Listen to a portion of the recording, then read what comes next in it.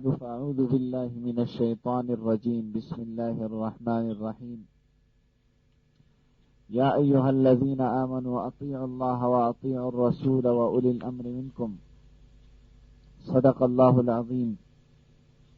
انتہائی واجب الاحترام قابل صد احترام محترم دوستوں بزرگوں اور بھائیوں، آج کے اس چھوٹے سے مجلس میں دو تین باتیں آپ کی خدمت میں پیش کرنے کی کوشش کروں گا۔ جس طرح کل میں نے بتایا تھا کہ آج سنت اور بدعت پہ بات کرنی ہے، یہ نہیں کہ سنت اور بدعت میں فرق کیا ہے۔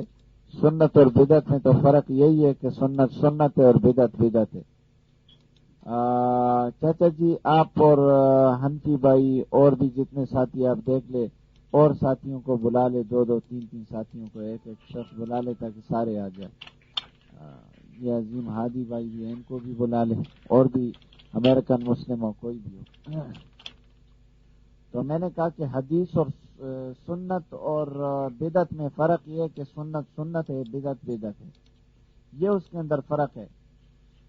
جب دیکھیں جب سنت کی بات ہوتی ہے نا کہ سنت کیا ہے، پتہ چل جاتا ہے کہ اس کا جو مد مقابل ہے، جو اس کا مخالف ہے، وہ بدعت ہے۔ جب بدعت کی بات ہوتی ہے تو اس سے یہ ظاہر ہوتا ہے، یہ پتہ چلتا ہے کہ اس کے جو مد مقابل ہے، جو اس کا مخالف ہے، وہ بدعت ہے۔ یعنی سنت اور بدعت ایک دوسرے کے ضد ہے، سنت اور بدعت ایک دوسرے کے ضد ہے۔ اس پہ کل یا پرسوں میں نے کچھ باتیں آپ کی خدمت میں پیش کی تھی، لیکن ہو سکتا ہے کہ ذہن سے نکل چکی ہو۔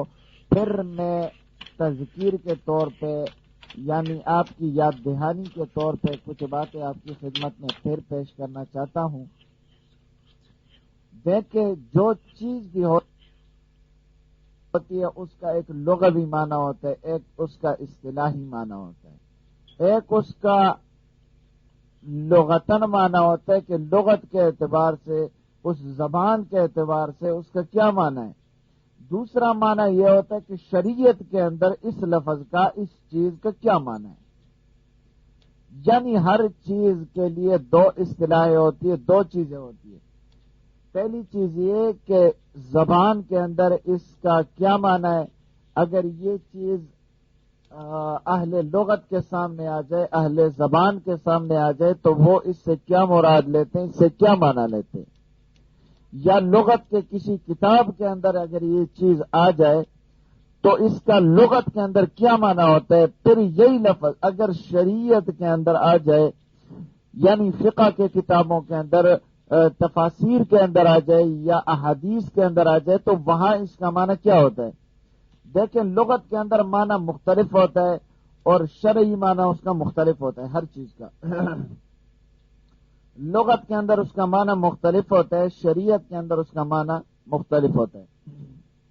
ہماری بات ہے سنت پہ، پہلے سنت ہے پھر بدعت کی بات کریں گے، یا اگر ہم نے سنت کی بات کی تو بدعت آپ کو خود سمجھ آ جائے گی۔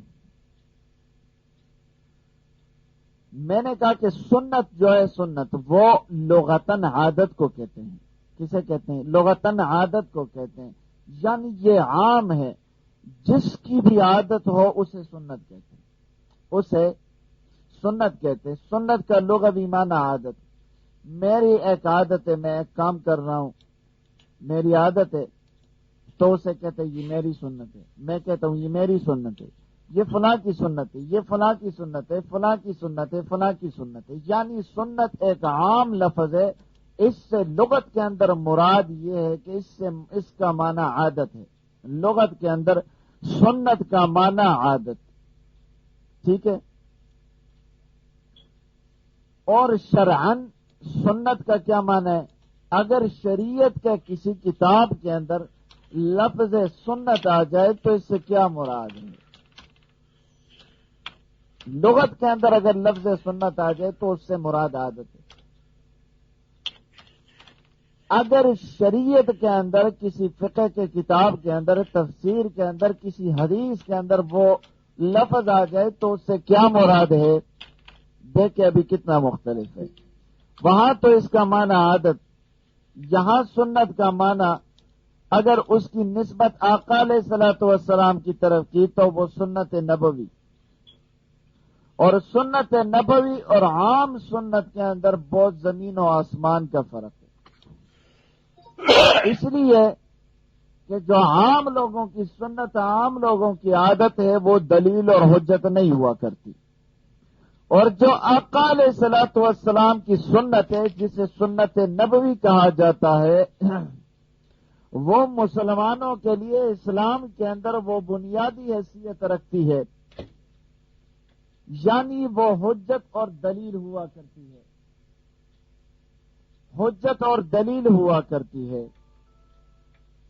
اور جو اس کے علاوہ عوام الناس کی یا عام لوگوں کی سنت ہوا کرتی ہے، امت کی سنت عادت ہوا کرتی ہے، تو وہ دلیل نہیں بنا کرتی، حجت نہیں بنا کرتی۔ سنت نبوی آقا علیہ الصلوۃ والسلام کی جو سنت ہے وہ دلیل اور حجت ہوا کرتی ہے۔ اس سنت کی نسبت اگر آقا علیہ الصلوۃ والسلام کی طرف کی جائے تو یہ آقا علیہ الصلوۃ والسلام کی عادتیں ہیں، آقا علیہ الصلوۃ والسلام کی سنتیں ہیں، اور اس کی نسبت ایک منٹ السلام علیکم صلاۃ والسلام کی طرف کی جائے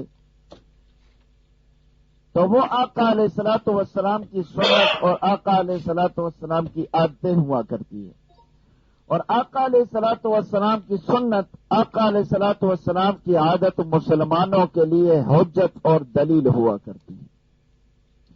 اگر ان سنتوں کی نسبت صحابہ کرام کی طرف کی جائے تو وہ بھی ہمارے لیے دلیل اور حجت ہوا کرتی ہے، اہل سنت والجماعت کے لیے۔ اس لیے کہ آقا علیہ الصلوۃ والسلام نے جس طرح اپنی سنتوں کے بارے میں کہا ہے کہ اس کی تعمیل کرو، اس پہ چلو، اسی طرح آقا علیہ الصلوۃ والسلام نے صحابہ کرام، خلفائے راشدین کی سنتوں پہ چلنے کی بھی تلقین کی ہے۔ اب اس سنت کی اگر نسبت عام امت کی طرف کی جائے تو اس سے مراد عادت ہے، جو شرعی سنت نہیں ہے، جو لغوی سنت ہے، تو یہ شریعت کے اندر دلیل اور حجت نہیں ہوا کرتی۔ ہماری جو بات ہے وہ سنت نبوی پہ ہے، آقا علیہ الصلوۃ والسلام، خلفائے راشدین کی سنت ہے اور صحابہ کرام کی سنت ہے۔ سنت جس طرح عوام الناس کی سنت ہے، اسی طرح آقا علیہ الصلوۃ والسلام کی سنت ہے، لیکن فرق یہ ہے کہ آقا علیہ الصلوۃ والسلام کی سنت وہ دلیل اور حجت ہوا کرتی ہے، اور عوام الناس کی سنتیں جو ہے وہ دلیل اور حجت نہیں ہوا کرتی۔ اب اگر ہم اپنے کاموں پہ نظر دوڑائے، ہماری جتنے کام ہیں دن رات کے، تو یقیناً اس کے اندر وہ ہمارے کام جو ہے وہ دو حصوں میں تقسیم ہو جاتے ہیں، دو حصوں میں تقسیم ہو جاتے ہیں۔ ایک وہ کام جو عادتاً کرتے ہیں، اور ایک وہ کام جو ضرورتاً کرتے ہیں۔ دیکھیں، ہمارے روزمرہ کے جو کام ہیں، تمام انسانوں کی بات کر رہا ہوں، تمام انسانوں کے روزمرہ کے جو کام ہیں وہ دو قسم کے، یا تو وہ کام کر رہے ہیں ضرورتاً، یا تو وہ کام کر رہے ہیں مجبوراً۔ ایک ہے ضرورتاً اور ایک ہے مجبوراً۔ یہ ہمارے سب کے کاموں کی دو حصے ہیں، دو حصوں میں تقسیم ہے۔ ایک وہ جو ہم عادتاً کرتے ہیں، ایک وہ جو عادتاً تو نہیں کرتے، عادت نہیں ہے لیکن کبھی کبھی ضرورتاً کر لیتے ہیں۔ مثلا ایک آدمی کی عادت ہے کہ وہ روزانہ فجر کی نماز کے بعد قرآن کریم کا ایک پارہ تلاوت کرتا ہے، اس نے یہ عادت بنائی، یہ اس کی عادت ہے کہ روزانہ فجر کے بعد مثلا سورۃ یاسین کی تلاوت کرتا ہے۔ اسی طرح ایک آدمی ہے روزانہ وہ فجر کے اذان سے پہلے وہ سیر کے لیے نکل جاتا ہے، پھر آ کر جماعت سے نماز پڑھ لیتا ہے، یہ اس کی ایک عادت ہے۔ اور ایک دن آپ نے دیکھا کہ وہ شخص جو فجر کی نماز کے بعد جس نے عادت بنائی ہے فجر کی نماز کے بعد قرآن کریم کے ایک پارے کی تلاوت کرتا ہے، ایک دن وہ شخص اٹھ کر چلا گیا، اس نے تلاوت نہیں کی، پارے کی تلاوت نہیں کی۔ اگلے دن آپ نے اس سے پوچھا کہ کل آپ نے ایک پارا تلاوت نہیں کیا، وہ جواب کیا دیتا ہے؟ وہ جواب یہ دیتا ہے کہ کل مثلا میرا ایک دوست بیمار تھا، لہذا میں اس کی بیمار پرسی کے لیے چلا گیا، اس لیے اس ضرورت کے تحت، اس مجبوری کے تحت میں نے وہ پارا تلاوت کرنا جو ہے وہ کل چھوڑ دیا۔ تو یہ کام جو اس نے کیا، وہ کام جو کرتا تھا روزانہ ایک پارا تلاوت کرتا تھا، اسے اس کی عادت کہا جائے گا۔ اور یہ کام جو اس نے کیا، یہ بیمار پرسی کے لیے چلا گیا اور ایک پارا جو ہے وہ چھوڑ دیا مجبوراً، اسے کہتے ہیں ضرورت، اسے کہتے ہیں ضرورت، اور اسے کہتے ہیں عادت۔ تو جب ہم اپنے کاموں پہ نظر دوڑائیں گے تو کچھ کام تو ہمیں ضرورتاً جو ہم کر رہے ہیں وہ ملیں گے، اور کچھ کام جو ہے وہ عادتاً ملیں گے۔ تو آقا علیہ الصلوۃ والسلام کی سنت مبارکہ جو ہے وہ بھی دو حصوں میں تقسیم ہوں گے، جس طرح میں نے سب انسانوں کا کہا، اسی طرح آقا علیہ الصلوۃ والسلام کی جو کام ہے، جو سنتیں، آقا علیہ الصلوۃ والسلام کی جو عادتیں ہیں، وہ دو حصوں میں تقسیم ہوں گی۔ ایک حصہ یہ کہ آقا علیہ الصلوۃ والسلام وہ کام عادتاً فرماتے تھے، کچھ کام آقا علیہ الصلوۃ والسلام عادتاً فرماتے تھے، اور کچھ کام آقا علیہ الصلوۃ والسلام ضرورتاً فرماتے تھے۔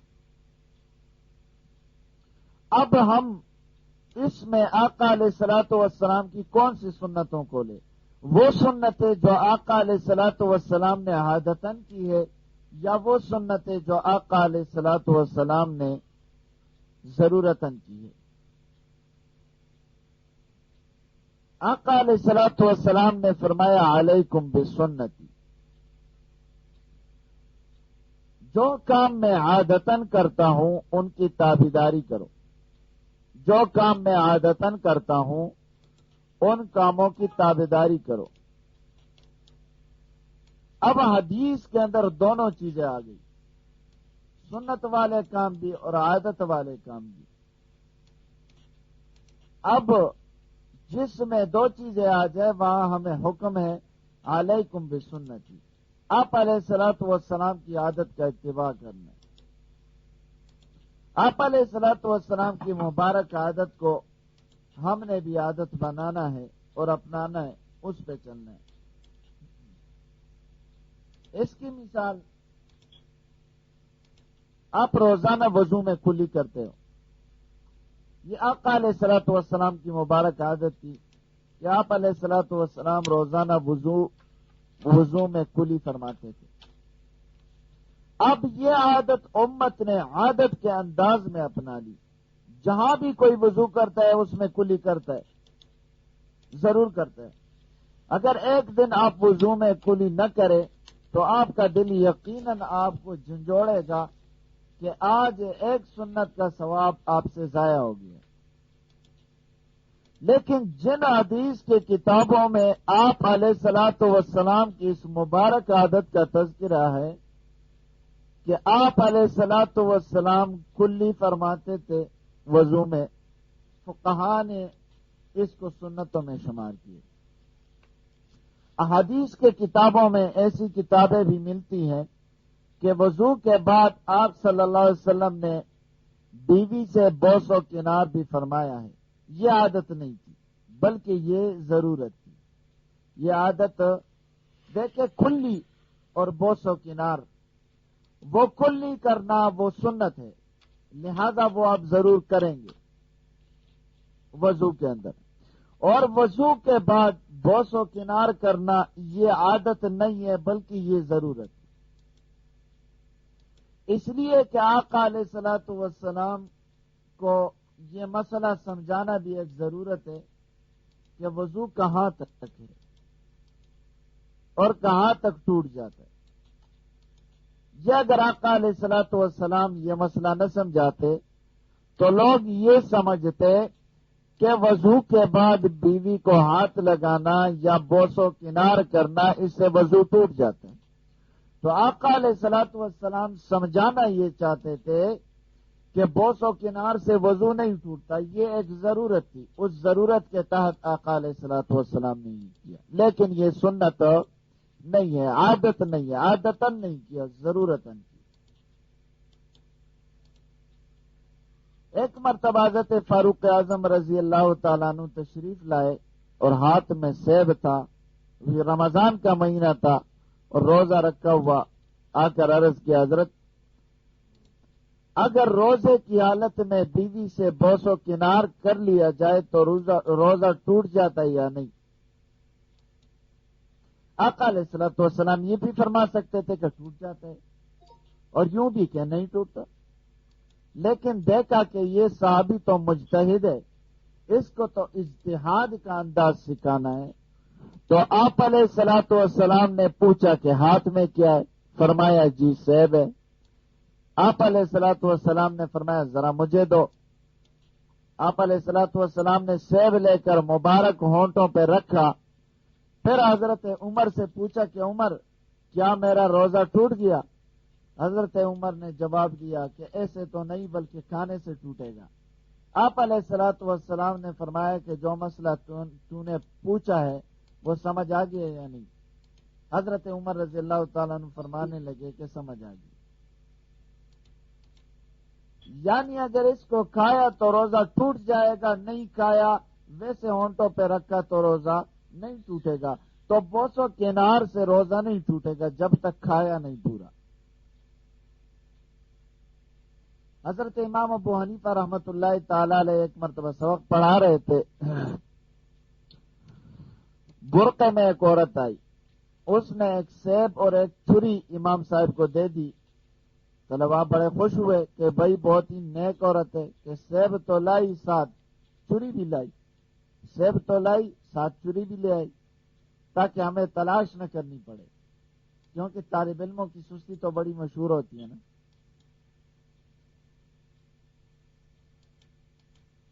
کہتے ہیں کہ ایک بار طالب علم روٹی کھا رہا تھا، لقمہ اٹک گیا، اب اس کو کوئی پانی لا کر نہیں دے رہا تھا بلکہ ایک اڑتا ہے دو مکے مارتا ہے، دوسرا اڑتا ہے دو مکے مارتا ہے تاکہ نیچے چلا جائے۔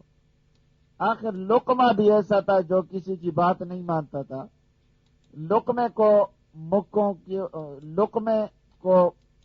مکوں کو دلیل سمجھ نہیں آ رہی تھی، اب وہ خود ہی اٹھا اور جا کر کنویں میں ڈول ڈالا، جب کھینچنے لگا اس بھرے ہوئے ڈول کو تو زور لگا، وہ لقمہ نیچے چلا گیا تو وہ بھی ڈول وہیں پھینک کر آ گیا۔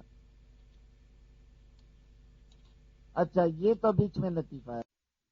امام صاحب کے پاس وہ عورت آئی، اس نے امام صاحب کو ایک سیب دیا اور ساتھ ایک چھری بھی دی،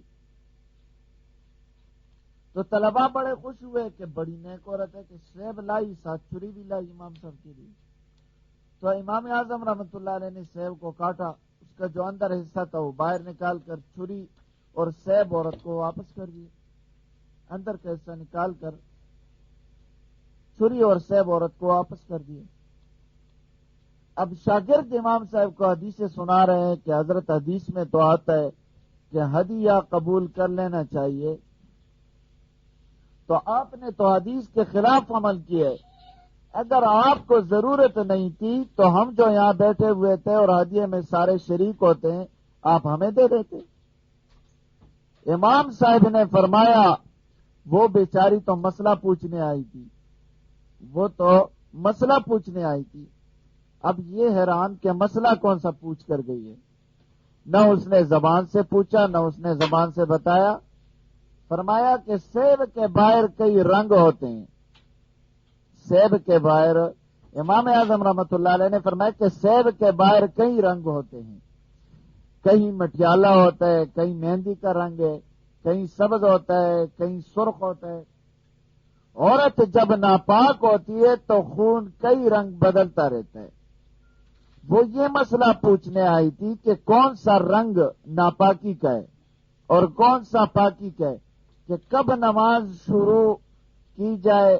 اگرچہ سیب کے باہر بہت سے رنگ ہوتے ہیں، لیکن اس کو کاٹے تو اندر کا ایک ہی سفید رنگ ہے اور کوئی رنگ نہیں۔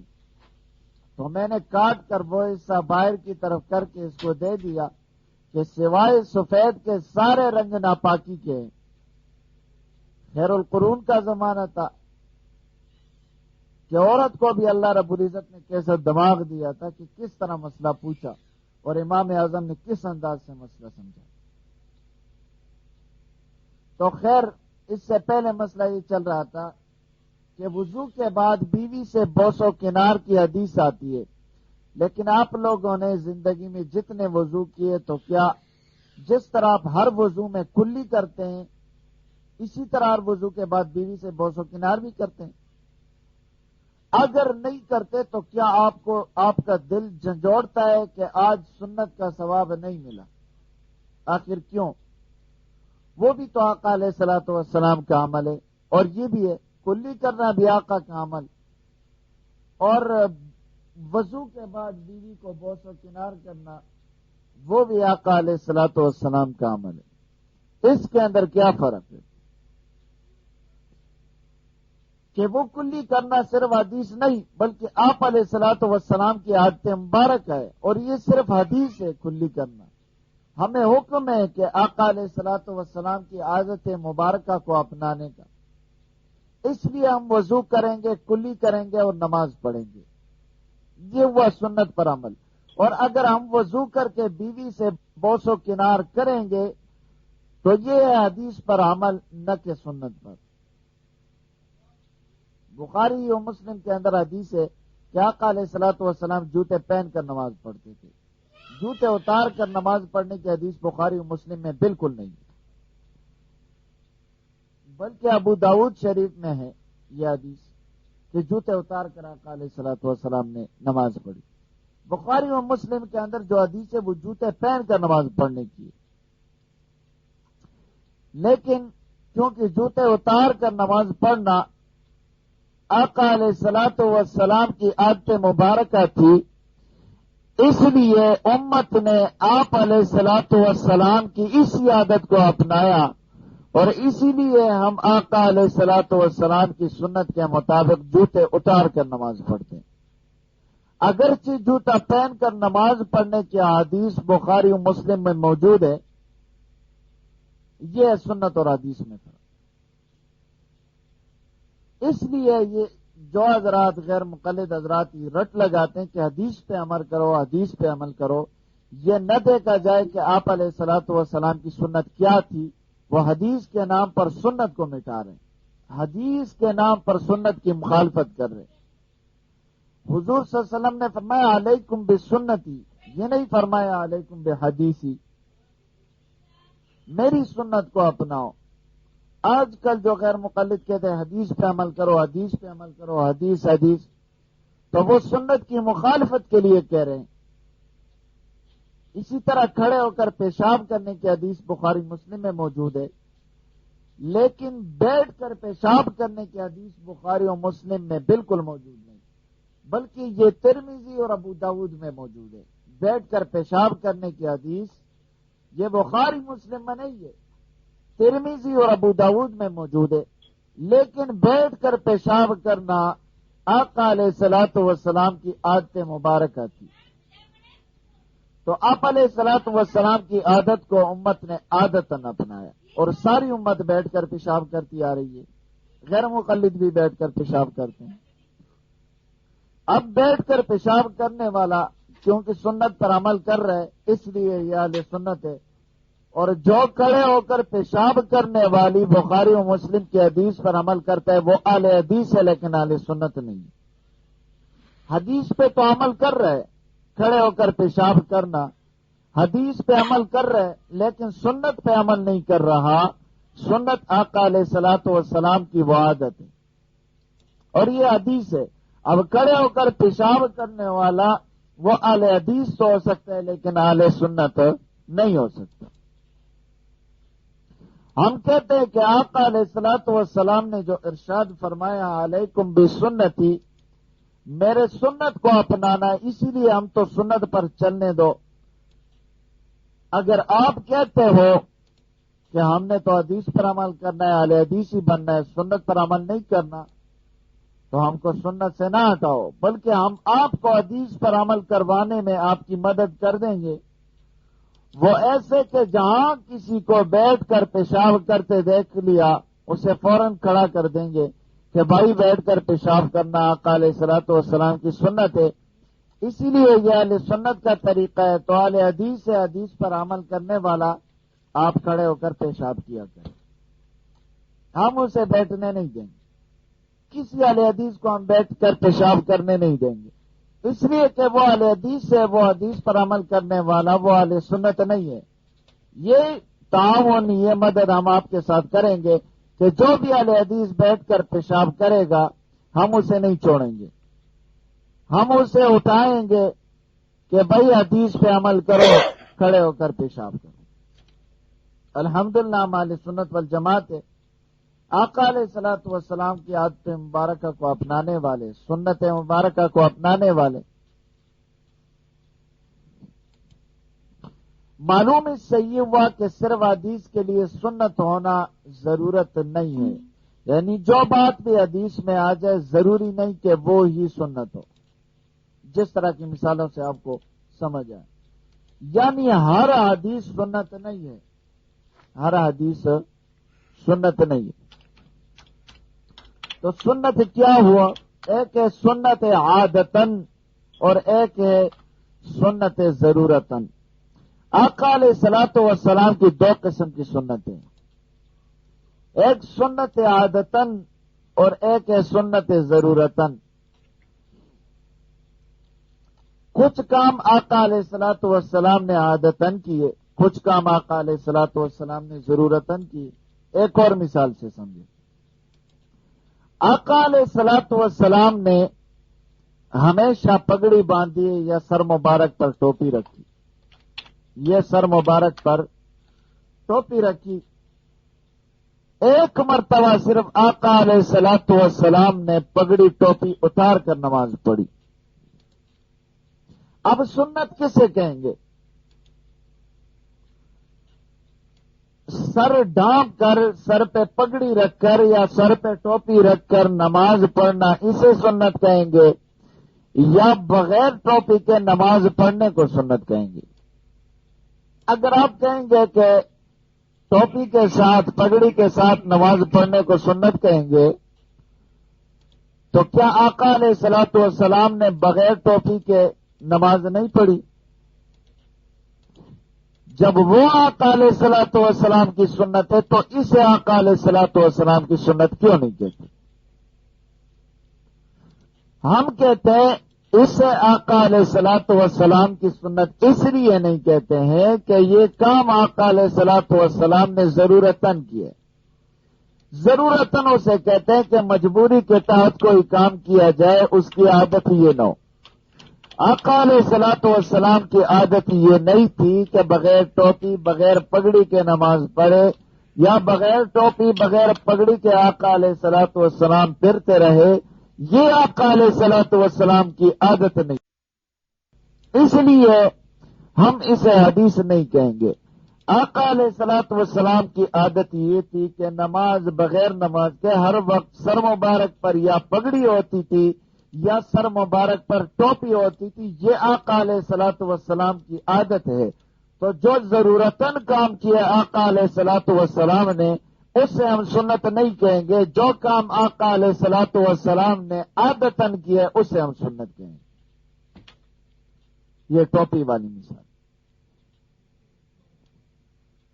اب آقا علیہ الصلوۃ والسلام کی جتنے بھی کام ہیں، جتنے بھی آقا علیہ الصلوۃ والسلام کی کام ہے، ابھی اسے دیکھیں گے کہ کیا آقا علیہ الصلوۃ والسلام کے یہ کام عادتاً ہے، یہ سنت عادتاً ہے، یا ضرورتن ہے. اگر وہ عادتن ہے تو ٹھیک ہے، ہم اسے اپنائیں گے، اسے سنت سمجھ کر، ثواب سمجھ کر اسے اپنائیں گے. اگر وہ عادتن نہیں ہے بلکہ ضرورتن ہے تو پھر ہم اسے نہیں اپنائیں گے، سنت سمجھ کے اسے نہیں اپنائیں گے. اس کے اندر بہت سارے لوگ جو وہ غفلت اور کوتاہی کرتے ہیں.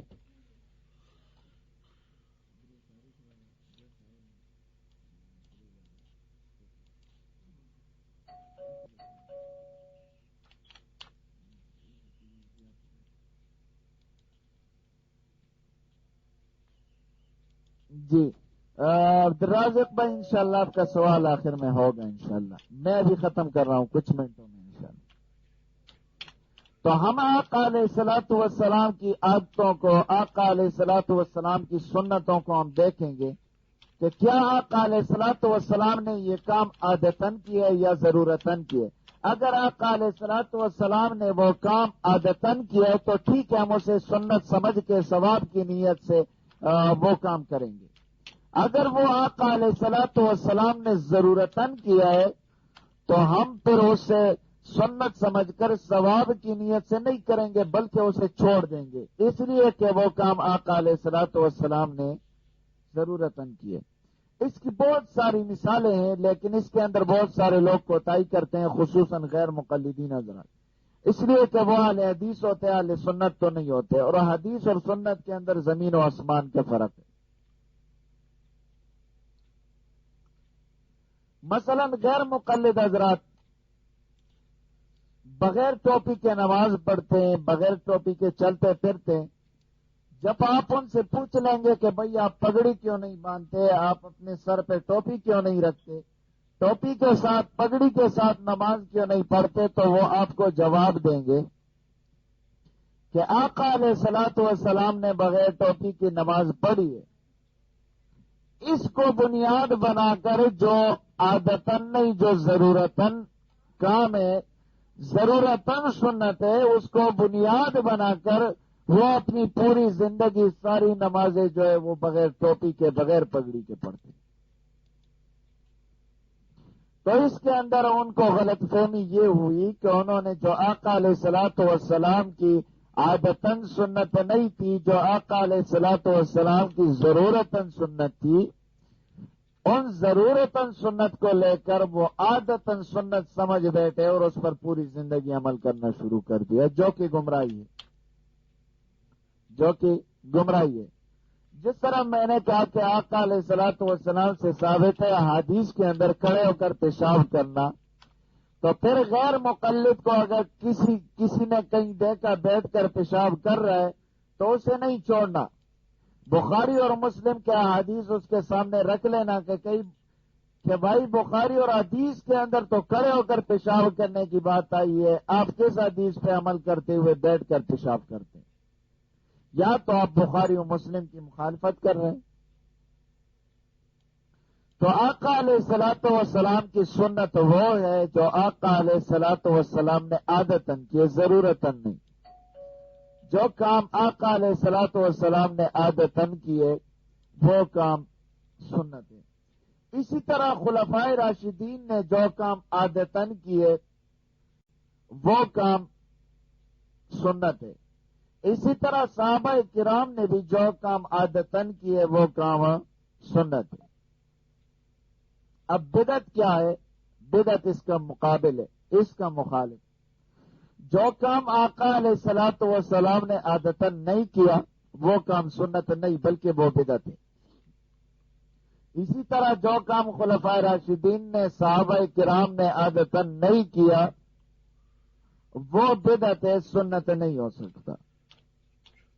اب اسی اصول کو لے کر بریلوی حضرات کی یا غیر مقلدین حضرات کی جتنے اعمال ہو ان کو اس ترازو میں ڈال دے، ان کو آقا علیہ الصلوۃ والسلام کے سنتوں کے سامنے رکھ لے اور پرکھ لے کہ کیا یہ کام جو غیر مقلد کر رہے ہیں یا بریلوی حضرات کر رہے ہیں، کیا ان سنتوں سے اس کی کوئی مثال ملتی ہے یا کوئی دلیل ملتی ہے؟ تو غیر مقلدین حضرات جو حدیث کا دعویٰ کرتے ہیں کہ ہم حدیث پہ عمل کرتے ہیں، آپ غیر مقلد کو وہ پائیں گے کہ وہ آقا علیہ الصلوۃ والسلام کے سنت پہ عمل کرتے، لیکن ضرورتاً والے سنت پہ عمل کرتے، عادتاً پہ نہیں کرتے، لہذا اسی وجہ سے گمراہ ہے۔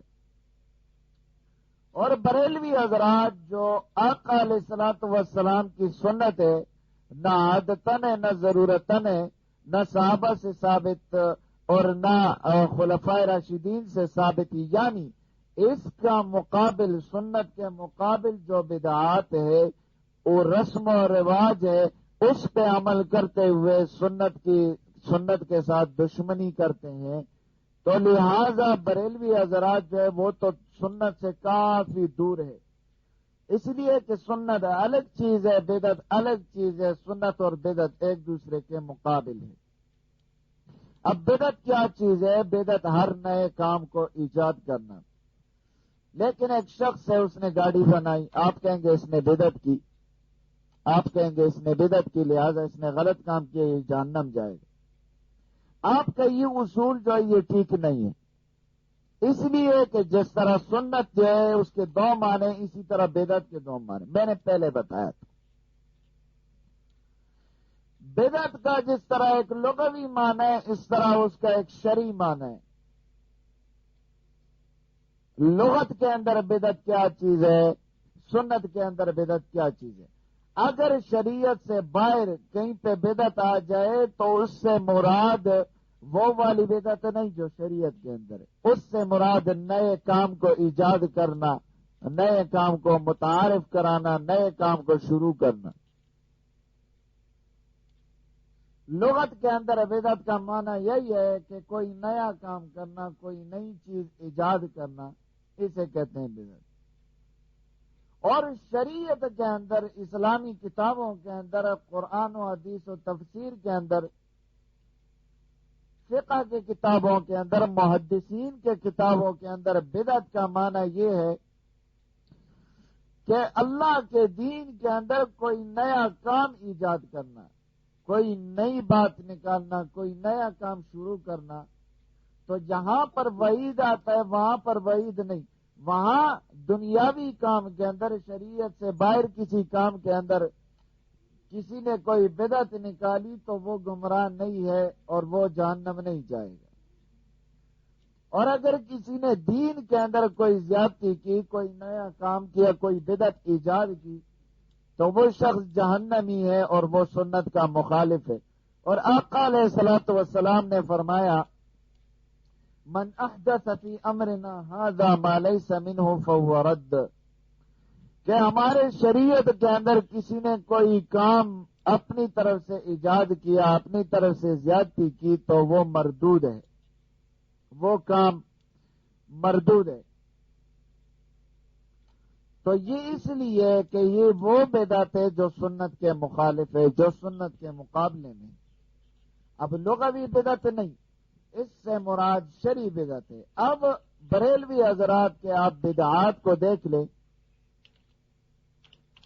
اگر وہ بدعات عادتاً ہو تو ٹھیک ہے، کوئی مسئلہ نہیں، دین کے اندر نہ ہو، باہر ہو۔ اگر وہ بدعات جو ہے وہ دین کے اندر ہو، دین کے اندر زیادتی ہو، یعنی جو آقا علیہ الصلوۃ والسلام کی عادت نہیں ہے، سنت نہیں ہے، صحابہ کرام کی سنت نہیں ہے، خلفائے راشدین کی سنت نہیں ہے، بلکہ بریلوی حضرات کی طرف سے وہ خود ساختہ چیزیں یا نئی ایجاد کرنے والی چیزیں، تو وہ سنت کی مخالفت۔ یہاں یہ اب بدعت ہے اس لیے کہ سنت کے مخالف ہے، تو اسی بدعت پر نکیر ہے، اسی بدعت پر تردید ہے، اسی بدعت سے منع کیا گیا ہے کہ شریعت کے اندر کوئی اضافہ کرنا، کوئی نیا کام جو ہے وہ کرنا۔ اب بدعت کی دو تعریفیں ہوئی، لغت کے اندر کوئی نیا کام کرنا، کوئی نیا کام ایجاد کرنا، شریعت کے اندر کوئی نئی بات کرنا، کوئی نیا کام جو ہے وہ ایجاد کرنا، دین کے اندر کوئی نیا کام کرنا، نئی بات جو ہے وہ ایجاد کرنا۔ لغت کے اندر وہ مردود نہیں ہے، لیکن شریعت کے اندر وہ مردود ہے۔ اس لیے کہ اگر آقا علیہ الصلوۃ والسلام نے وہ کام نہیں کیا، ہم نہیں کر سکتے، صحابہ کرام نے نہیں کیا، نہیں کر سکتے۔ جو کام آقا علیہ الصلوۃ والسلام نے کیا ہم کر سکتے ہیں، جو آقا علیہ الصلوۃ والسلام نے نہیں کیا وہ ہم نہیں کر سکتے۔ اس لیے کہ اللہ نے فرمایا اطاعت کرو، میری اطاعت کرو، میرے نبی کی اطاعت کرو، یعنی جو کام میرے نبی نے کیا وہ کرو، جو میرے نبی نے نہیں کیا وہ نہ کرو۔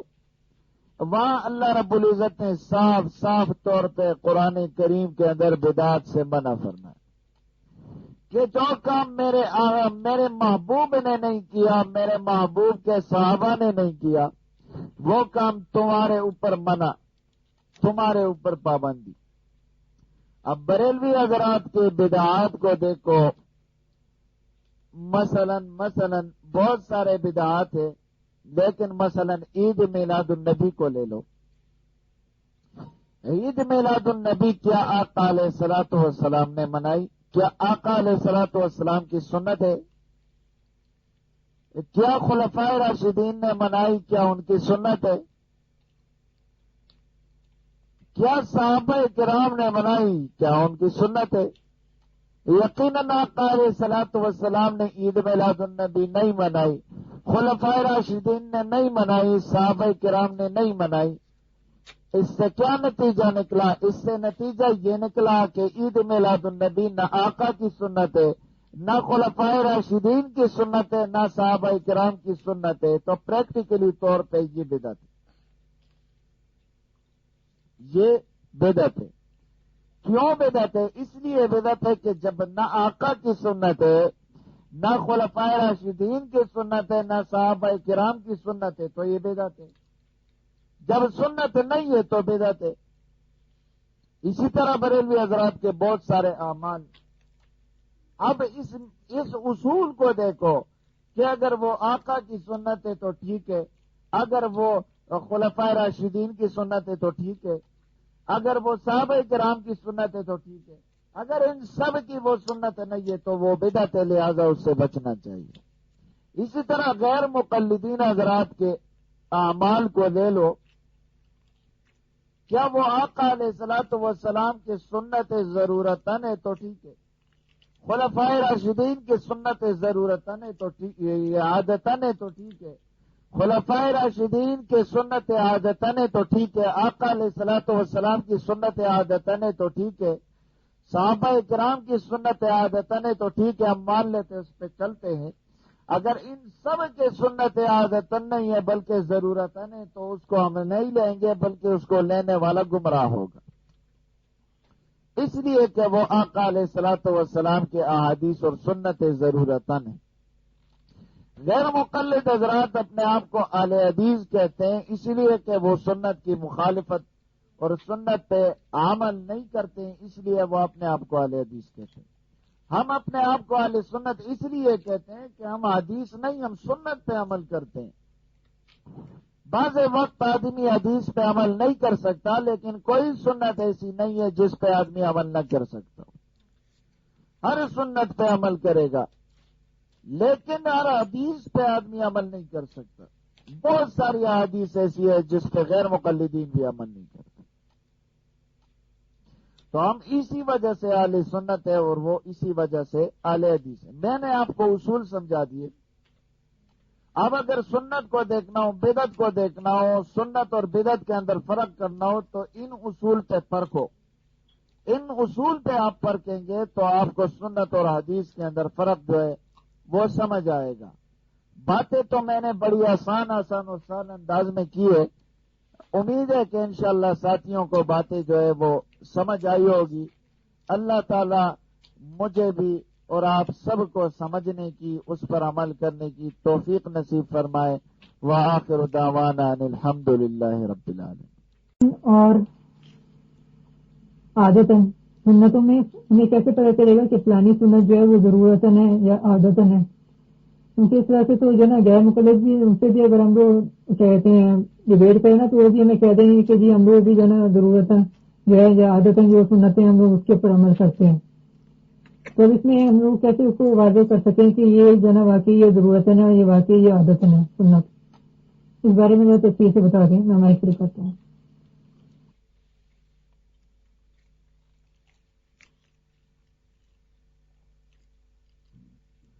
السلام علیکم ورحمۃ اللہ وبرکاتہ۔ دیکھیں عبدالرازق بھائی، میں نے اس میں پہلے بھی بتا دیا اپنے بیان میں، اب بھی آپ کو آسان انداز میں بتاتا ہوں کہ جو کام آقا علیہ الصلوۃ والسلام نے ہمیشہ کیے، جو کام آقا علیہ الصلوۃ والسلام نے ہمیشہ کیے ہے اسے کہتے سنت عادتن، وہ آقا علیہ الصلوۃ والسلام کی عادت تھی، ٹھیک ہے۔ جو کام آقا علیہ الصلوۃ والسلام نے ایک مرتبہ کیا کسی ضرورت کے تحت، تو اسے کہتے ہیں آقا علیہ الصلوۃ والسلام کی سنت ضرورتن۔ بات سمجھ آئی؟ مثال دیتا ہوں کہ آقا علیہ الصلوۃ والسلام نے ہمیشہ پگڑی پہن کر یا ٹوپی پہن کر آقا علیہ الصلوۃ والسلام نے نماز پڑھی ہے۔ ایک موقع اس طرح آیا کہ آقا علیہ الصلوۃ والسلام نے بغیر پگڑی بغیر ٹوپی کے نماز پڑھی، تو کیا آقا علیہ الصلوۃ والسلام کی سنت عادتن یہ ہے یا وہ ہے؟ تو آقا یقیناً آقا علیہ الصلوۃ والسلام کی سنت عادتن وہ ہے، پہلے والے پگڑی اور ٹوپی والے۔ بغیر ٹوپی کے جو آقا علیہ الصلوۃ والسلام نے نماز پڑھی یہ عادتن نہیں ہے بلکہ یہ ضرورتن ہے، وہاں ضرورت تھی، اور آقا علیہ الصلوۃ والسلام امت کو یہ مسئلہ سمجھانا چاہتے تھے کہ اگر کسی کے پاس کوئی ٹوپی نہ ہو، کوئی چیز نہ ہو، تو وہ بغیر ٹوپی کے نماز پڑھ سکتے ہیں، نماز اس کی ہو جاتی ہے، لیکن سنت کی مخالف، اس لیے کہ آقا علیہ الصلوۃ والسلام کی سنت نہیں ہے۔ ٹھیک ہے، بات آپ کو امید ہے سمجھ آئی ہوگی۔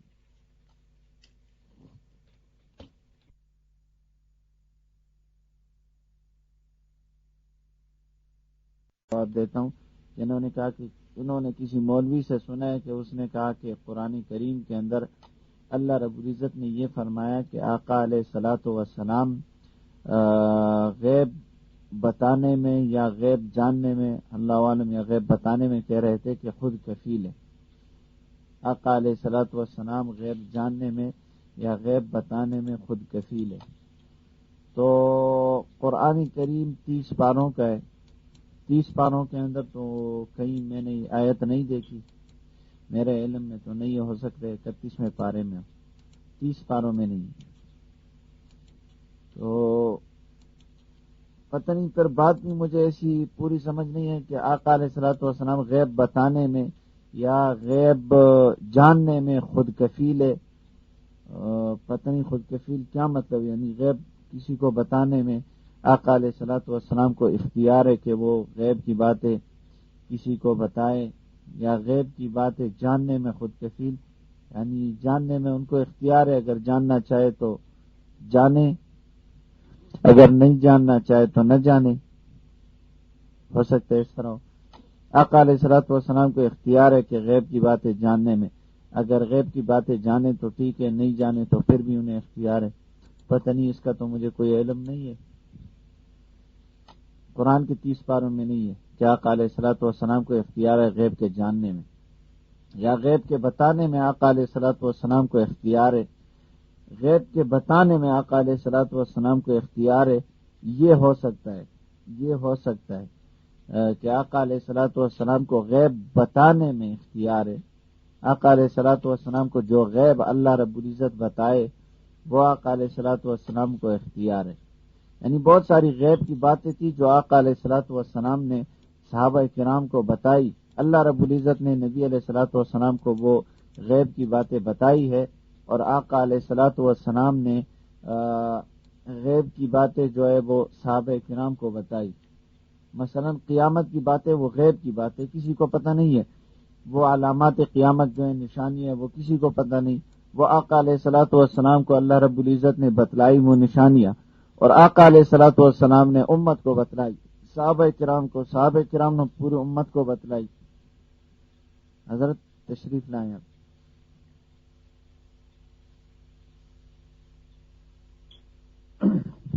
بہت شکریہ حضرت جی، بہت شکریہ آپ کا مولانا صاحب۔ حضرت یہ میری ناقص معلومات کے مطابق، اعوذ باللہ من الشیطان الرجیم، بسم اللہ الرحمن الرحیم، عالم الغیب فلا یظہر علی غیبہ احدا الا من ارتضی من رسول فإنه يسلك من بین یدیہ ومن خلفہ رصدا.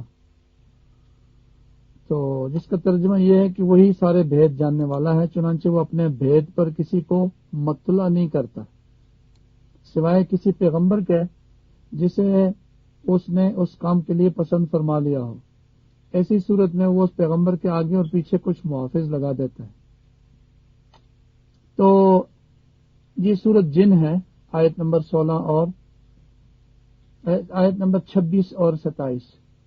تو حضرت اس نے بہت بڑا دجل اس آدمی نے کیا ہے، بہت بڑا دھوکہ دیا ہے. خود کفیل ہونے کا تو جیسے حضرت صاحب نے فرمایا بالکل ماشاءاللہ. اور پھر وہ قرآن مجید کی وہ آیات جن کا آپ نے بتایا، وہ احادیث جو آپ بتا رہے ہیں، جس میں واضح طور پر اللہ تعالیٰ فرماتے ہیں کہ اللہ تعالیٰ کے علاوہ کوئی عالم الغیب نہیں ہے. تو اب معلوم نہیں کہ اللہ کے بندے نے قرآن پر کیوں اتنا جھوٹ بولا. تو حضرت میں نے اس لیے درمیان میں جسارت کی، میں معذرت چاہتا ہوں کہ اس پر آپ کچھ روشنی ڈال دیں سورۃ جن کی اس آیت پر. اس کے علاوہ پورے قرآن میں ایسی کوئی بات نہیں ہے جس سے یہ لوگ اپنا کیا کہتے ہیں جھوٹا الزام قرآن پر لگا رہے. جی تو حضرت مائک میں فری کر رہا ہوں. شکریہ، معذرت کے ساتھ حضرت.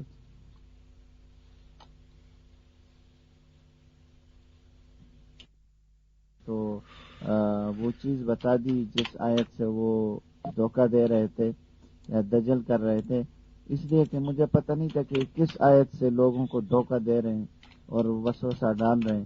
یہ تو شکر ہے کہ آپ ماشاءاللہ آپ کی نظر جو ہے وہ دور تک ہے، آپ فوراً اس آیت تک پہنچ گئے جس سے وہ لوگوں کو دھوکہ دے رہے تھے.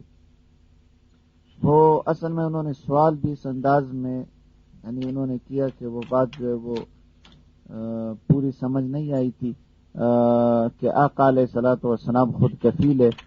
یہ قرآن کے اندر نہیں، میں نے کسی حدیث کے اندر بھی یہ نہیں دیکھا، کسی حدیث کے اندر بھی میں نے نہیں دیکھا کہ آقا علیہ الصلوۃ والسلام غیب کے بتلانے میں خود کفیل ہے.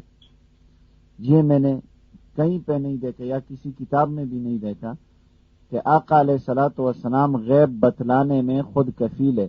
یعنی میں اپنے ناقص علم اور ناقص معلومات اور ناقص مطالعے کے حوالے سے کہہ رہا ہوں کہ میں نے کہیں نہیں دیکھا کہ کسی نے لکھا ہو یا قرآن کے اندر ہو یا کسی تفسیر کے اندر یا کسی حدیث کے اندر یا حدیث کے کسی شرح کے اندر جو میں نے پڑھی اپنی معلومات کے حوالے سے کہہ رہا ہوں کہ اس کے اندر یہ لکھا ہو کہ آقا علیہ الصلوۃ والسلام غیب بتلانے میں خود کفیل ہے. اللہ رب العزت نے اگر غیب کی کوئی بات آقا علیہ الصلوۃ والسلام کو بتائی تو آقا علیہ الصلوۃ والسلام نے یقیناً وہ باتیں صحابہ کرام تک پہنچائی ہے.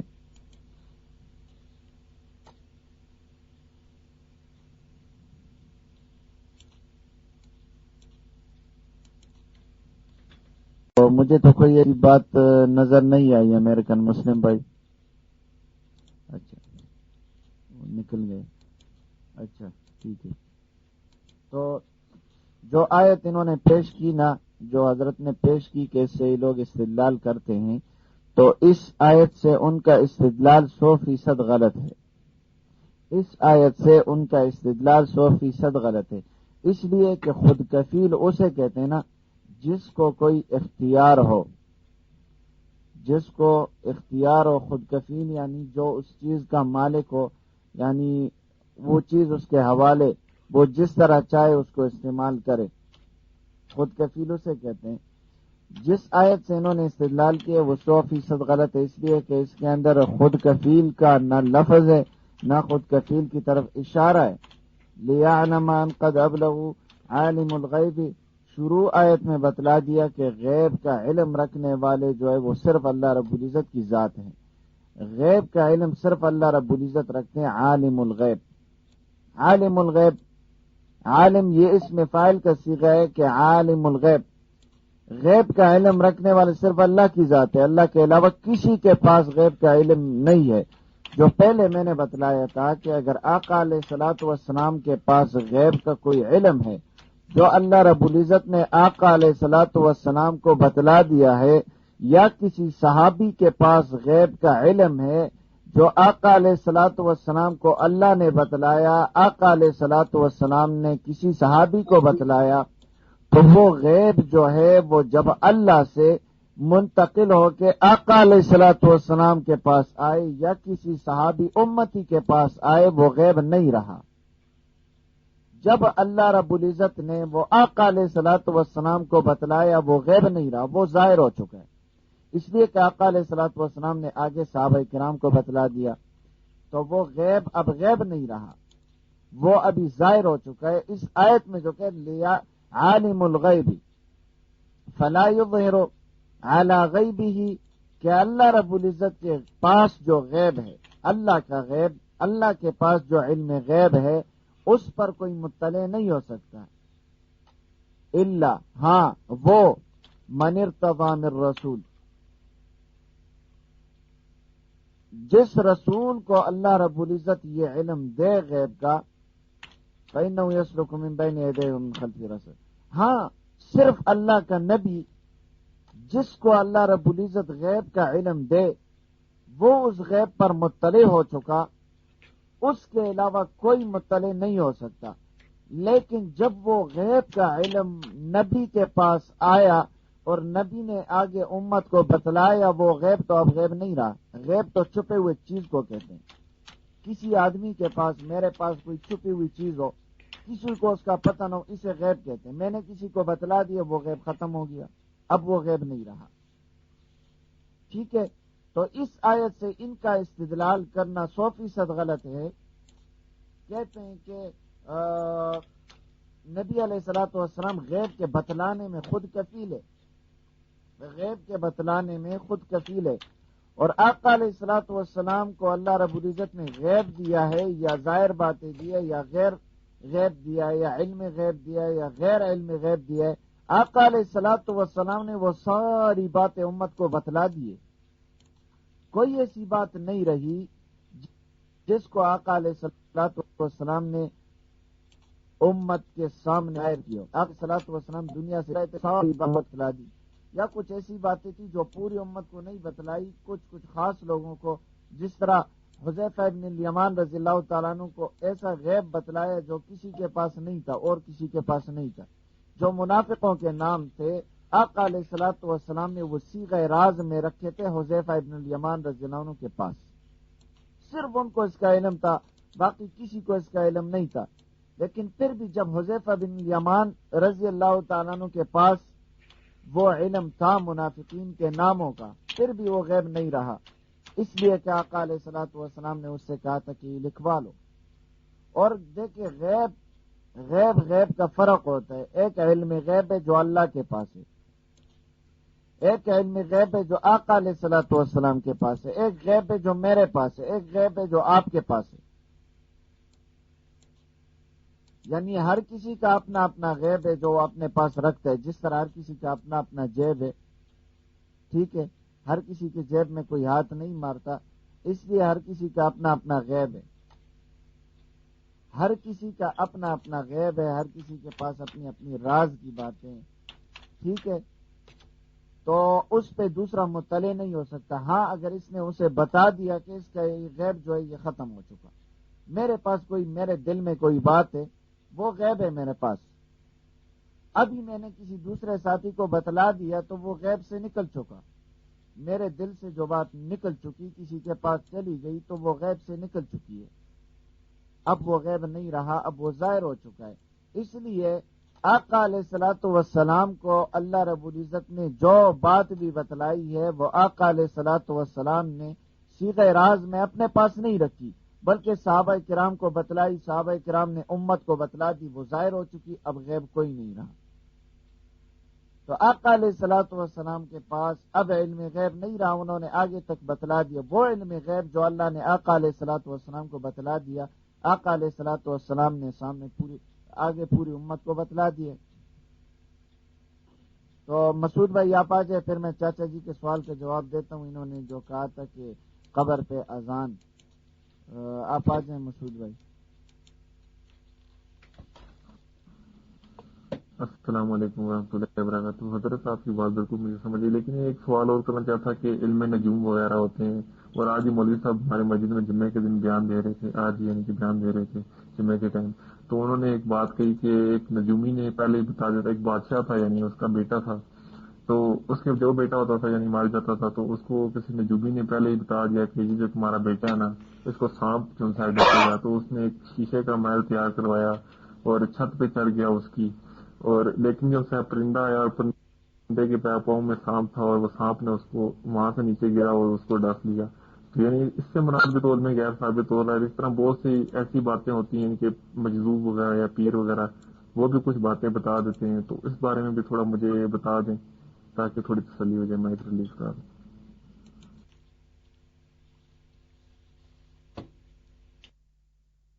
مسعود بھائی، آپ نے جو سوال پوچھا ہے علم نجوم کے بارے میں کہ نجومی حضرات جو ہے وہ اس طرح کہتے ہیں، اس طرح کہتے ہیں، اس طرح کہتے ہیں. آقا علیہ الصلوۃ والسلام نے اپنے حدیث کے اندر فرمایا، جو مفہوم حدیث ہے، صحیح حدیث ہے. آقا علیہ الصلوۃ والسلام فرماتے ہیں کہ یہ لوگ جو ہیں نا، یہ نجومی حضرات، ان کے پاس جو علم ہوتا ہے اس میں تقریباً 99% جھوٹ ہوتے ہیں، 1 سچ ہوتا ہے. یہ اس وقت کے نجومی، اور آج کے نجومی کے 100% ہی جھوٹ ہوتے ہیں، اس کے اندر ایک بھی سچ نہیں ہوتا. 1 سچ ہوتا ہے، اس کے ساتھ 99 جھوٹ ملا دیتے ہیں. جب 99 جھوٹ اور 1 سچ ہوتا ہے، اس پہ کس طرح یقین کریں گے؟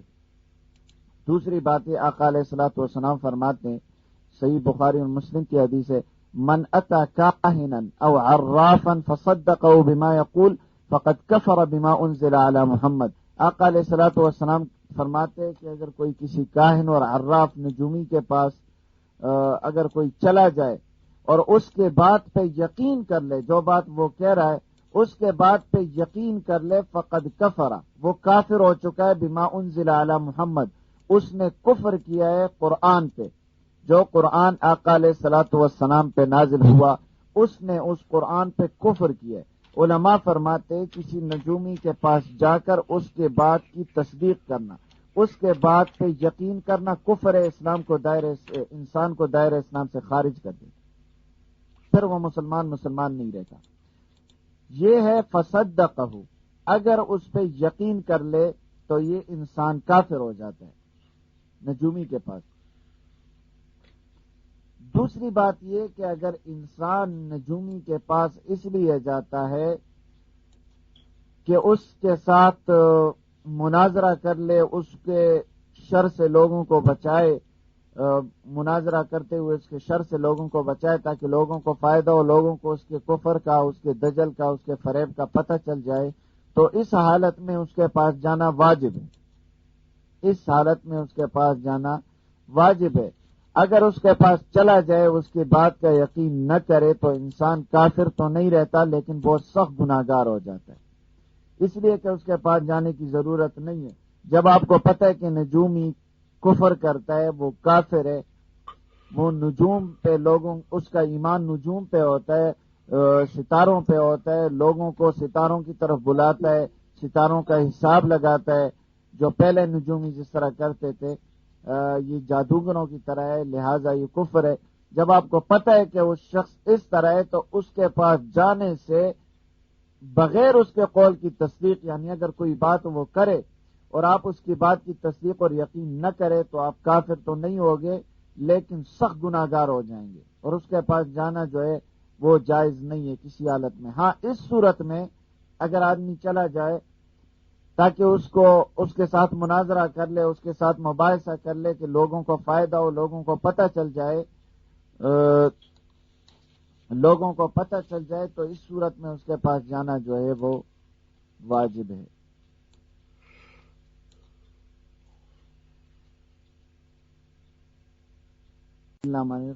رسول، جس کو چاہتا ہے اللہ رب العزت، جس نبی کو چاہتا ہے اللہ رب العزت اسے علم غیب جو اسے مطلع کر دیتا ہے. کسی نبی کو علم غیب جو ہے وہ بتا دیتا ہے.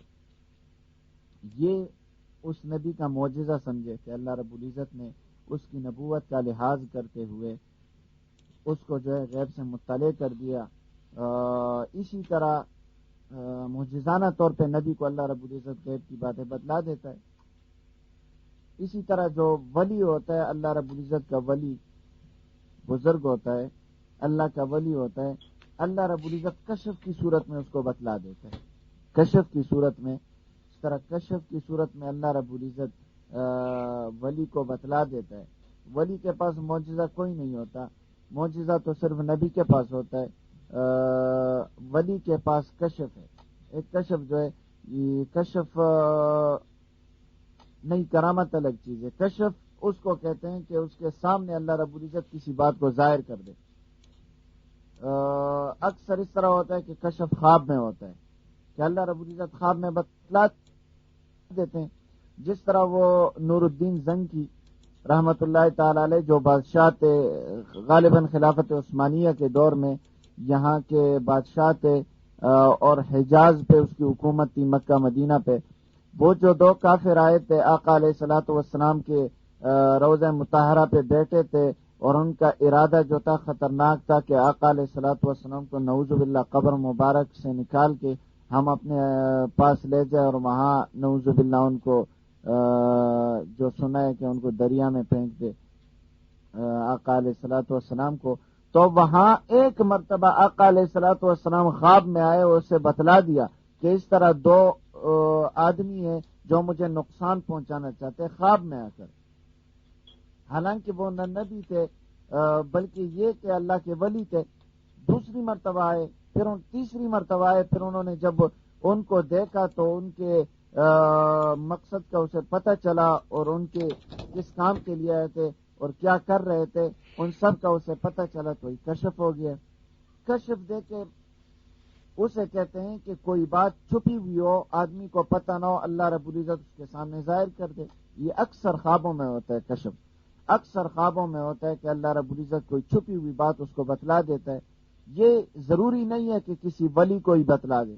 کبھی کبھی اس طرح ہوتا ہے کہ کوئی ولی بھی نہ ہو، عام کوئی دنیا دار آدمی ہو یا بلکہ عام کوئی بے دین آدمی ہو، اللہ رب العزت اسے بھی بتلا دیتا ہے، اسے بھی بتلا دیتا ہے.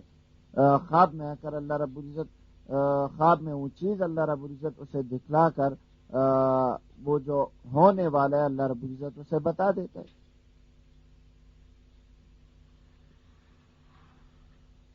تو چاچا جی موجود ہیں؟ مسعود بھائی آپ کو بات سمجھ آ گئی؟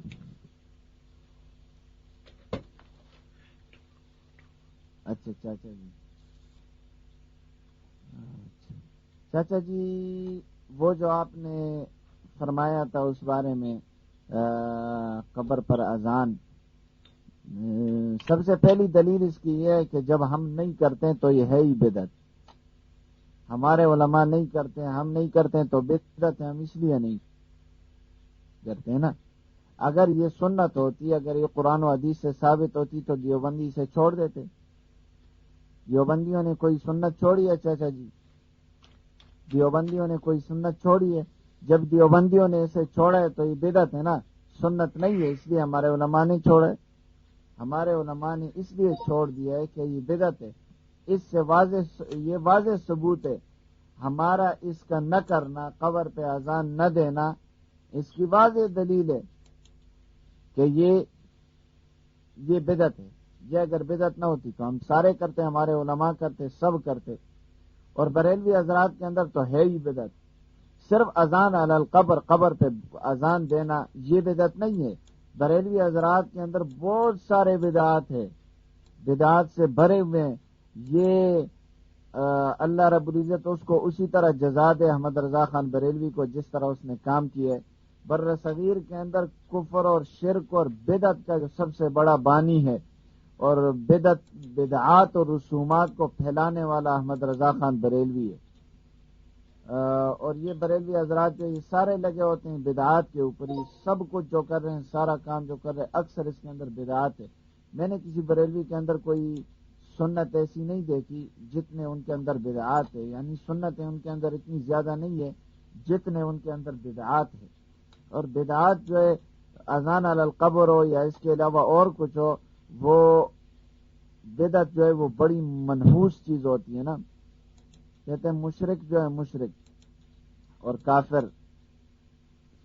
مشرک اور کافر کو ہدایت مل جاتی ہے لیکن بدعتی کو ہدایت نہیں ملتی، اس لیے کہ بدعتی جو ہے وہ اپنے بدعت کو سنت سمجھتا ہے، اپنی بدعت کو دین سمجھتا ہے، اس کے مقابلے میں مشرک اور کافر اس کو دین نہیں سمجھتا، مشرک اور کافر دین نہیں سمجھتا بلکہ وہ کفر کو کفر ہی سمجھتا ہے، جب اسے سچ بات اور ٹھیک بات کا پتہ چل جائے تو وہ اپنے کفر سے پھر جاتا ہے، چھوڑ دیتا ہے، لیکن بدعتی جو ہے وہ اپنے اس کو دین سمجھتا ہے اور اسے دینداری سمجھتا ہے۔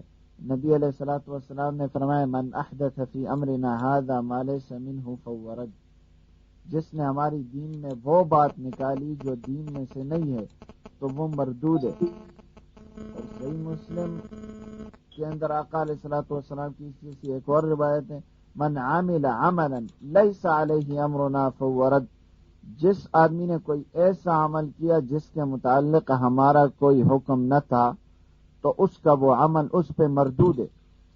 اور انس بن مالک رحمۃ اللہ علیہ نے اس کے بارے میں بڑی اچھی اور پیاری بات کی ہے اپنی کتاب الاعتصام کے اندر، فرماتے ہیں من ابتدع فی الاسلام بدعۃ یراها حسنۃ فقد زعم ان محمدا صلی اللہ علیہ وسلم خان الرسالہ لأن اللہ یقول اليوم اکملت لکم دینکم فما لم یکن یومئذ دینا فلا یکون اليوم دینا۔ فرماتے کہ جس نے اسلام میں کوئی بدعت نکالی اور اس کو وہ اچھا سمجھنے لگا تو گویا اس نے یہ گمان کیا کہ آقا علیہ الصلوۃ والسلام نے پیغام میں خیانت کی ہے، پیغام پہنچانے میں آقا علیہ الصلوۃ والسلام نے نعوذ باللہ خیانت کی ہے، کیونکہ اللہ رب العزت فرماتا ہے کہ آج میں نے تمہارے واسطے تمہارا دین مکمل کر دیا ہے، پس جو چیز اس دن داخل دین نہ تھی آج بھی داخل دین نہیں ہو سکتی، یعنی آقا علیہ الصلوۃ والسلام کے دور میں جو چیز نہیں تھی وہ آج بھی نہیں ہے، جو چیز آقا علیہ الصلوۃ والسلام کے دور سے آقا علیہ الصلوۃ والسلام کے دور سے جو چیز جو ہے وہ دین کا حصہ نہ تھی آج بھی وہ چیز دین کا حصہ نہیں ہے۔ اور مجھے پتہ نہیں بریلوی حضرات کے اس بارے میں کسی دلیل کا پتہ نہیں ہے کہ ان کے پاس کوئی دلیل ہو، باقی کتابیں تو ہم بھی پڑھتے ہیں، احادیث ہم بھی پڑھتے ہیں، قرآن اور تفاسیر ہم بھی پڑھتے ہیں جس طرح بریلوی حضرات پڑھتے ہیں، میری نظر سے تو کوئی ایسا حوالہ نہیں گزرا جس کے اندر یہ کہا آقا علیہ الصلوۃ والسلام کے دور میں بھی صحابہ کرام اس دنیا سے گئے ہیں، آقا علیہ الصلوۃ والسلام نے ان کے قبر پہ کھڑے ہو کر اذان دی ہو، یا صحابہ کرام نے آقا علیہ الصلوۃ والسلام کے قبر مبارک کے اوپر کھڑے ہو کر کسی صحابی نے اذان دی ہو، یا آقا علیہ الصلوۃ والسلام کے قبر پہ نہ دی ہو، بعد میں کسی صحابی نے دوسرے صحابی کے یا کسی تابعی کے یا کسی تابعی نے کسی صحابی کے قبر پہ کھڑے ہو کر اذان دی ہو تو ہم ماننے کے لیے تیار ہے اسے سنت، لیکن جب وہ آقا علیہ الصلوۃ والسلام کے دور میں بھی نہیں ہے، کسی صحابی کے دور میں بھی نہیں ہے، کسی تابعی کے دور میں بھی نہیں ہے، انگریز کے دور سے پہلے کسی عالم نے قبر پہ کھڑے ہو کر اذان نہیں دی ہے تو وہ یقیناً بدعت تو ہو سکتی ہے لیکن سنت نہیں ہو سکتی۔ سنت اسے کہتے ہیں جو آقا علیہ الصلوۃ والسلام کرے، جو صحابہ کرام کرے، جو آقا علیہ الصلوۃ والسلام اور صحابہ کرام نے نہیں کی ہو، جو انگریز کے دور میں احمد رضا خان بریلوی جو انگریز کا ایجنٹ تھا اس نے ایجاد کے بعد کسی بریلوی نے ایجاد کی ہو تو وہ سنت تو نہیں ہے، وہ یقیناً بدعت ہے، اور بدعت کے بارے میں کل بدعت ضلالہ وکل ضلالۃ فی النار، آقا علیہ الصلوۃ والسلام فرماتے ہر بدعت گمراہی ہے اور ہر گمراہی آگ میں لے جانے والی ہے۔ آ جائیں مسعود بھائی۔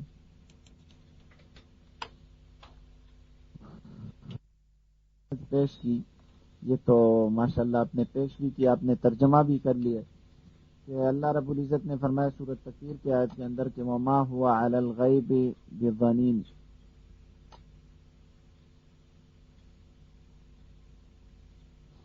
وما هو علی الغیب بضنین، اللہ رب العزت نے سورۃ تکویر کے اندر فرمایا وما هو علی الغیب بضنین، کہ آقا علیہ الصلوۃ والسلام غیب بتلانے میں بخیل نہیں ہے.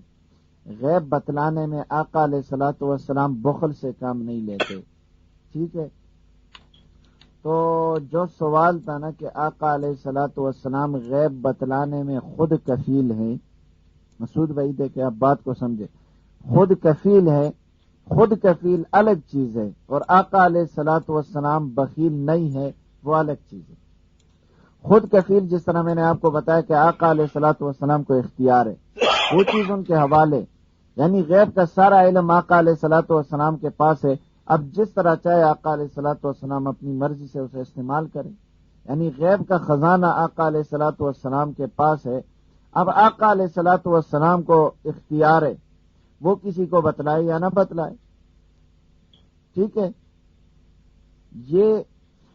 یہ کہتے ہیں خود کفیل. اور قرآن کے اندر جو اللہ رب العزت نے فرمایا وما ہوا علی الغیب بضنین، کہ آقا علیہ الصلوۃ والسلام علم غیب بتلانے میں آقا علیہ الصلوۃ والسلام بخیل نہیں ہے. وہی پہلی بات جو میں نے آپ کو بتلایا کہ وہ علم غیب جو آقا علیہ الصلوۃ والسلام کو اللہ رب العزت نے بتلایا ہے، وہ علم غیب جو آقا علیہ الصلوۃ والسلام کو اللہ رب العزت نے بتلایا ہے، اس کے آگے پہنچانے میں بخیل نہیں ہے. اور میں نے آپ کو بتلایا جتنی باتیں اللہ رب العزت نے آقا علیہ الصلوۃ والسلام کو بتلائی، آقا علیہ الصلوۃ والسلام کوئی بات انہوں نے چھپائی نہیں. غیب کی بات بھی ہو پھر بھی آقا علیہ الصلوۃ والسلام نے آگے پہنچا دی. جب آگے پہنچا دی، جب ساری باتیں پہنچا دی، اسی آیت کے تحت آقا علیہ الصلوۃ والسلام بخیل نہیں ہے، ساری باتیں امت کو پہنچا دی تو وہ غیب سے نکل چکی ہے. اب تو وہ ظاہر ہو چکی ہے پوری امت کے سامنے. اس لیے کہ آقا علیہ الصلوۃ والسلام کا بتلانا غیب ہو یا غیر غیب ہو، آقا علیہ الصلوۃ والسلام کا بتلانا وہ حدیث ہے، اور حدیث تو ابھی تک چل رہی ہے اور قیامت تک چلتی رہے گی، اور محدثین اور علماء کرام جو ہے وہ اسے بیان کرتے رہیں گے. لہذا وہ غیب سے نکل چکی ہے. اب وہ بات وہ اب ظاہر ہو چکی ہے، اب غیب سے نکل چکی ہے. اللہ رب العزت کے پاس جب تھی وہ بات، جب وہ علم تھا تو وہ غیب آقا علیہ الصلوۃ والسلام کو بتلا دیا تو وہ غیب سے نکل چکا. اس لیے کہ آقا علیہ الصلوۃ والسلام نے پوری امت کو بتلا دی تو وہ ظاہر ہو چکی ہے. اس سے یہ معلوم ہوتا ہے کہ آقا علیہ الصلوۃ والسلام جو ہے وہ غیب بتلاتے ہیں. جو غیب اللہ رب العزت نے آقا علیہ الصلوۃ والسلام کو بتلا دیا، وہ غیب آقا علیہ الصلوۃ والسلام نے آگے پوری امت کو بتلا دیا. اس لیے آقا علیہ الصلوۃ والسلام غیب بتلانے میں بخیل نہیں ہے. ٹھیک ہے. تو یہ علم غیب پہ دلالت نہیں کرتی، بلکہ علم غیب جو ہے آقا علیہ الصلوۃ والسلام کے پاس جو بھی علم غیب آئے وہ علم غیب نہیں رہا.